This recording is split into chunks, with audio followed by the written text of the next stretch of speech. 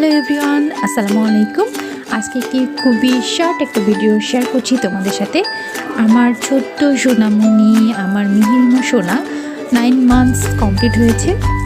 আলহামদুলিল্লাহ, মাশাআল্লাহ। আমি ওকে ফার্স্ট টাইম আজকে টমেটো দিয়েছি। ও দেখার পরে খুব চাচ্ছিল ওটা টেস্ট করার জন্য, তো ফাইনালি খুব ভালোভাবে ধুয়ে হাতে দিলাম। এখন আপনারাই দেখেন যে ও কত সুন্দর করে এটা টেস্ট নিচ্ছে। এটাই বোঝা যাচ্ছে যে এই টেস্টটা ওর অনেক পছন্দ হয়েছে।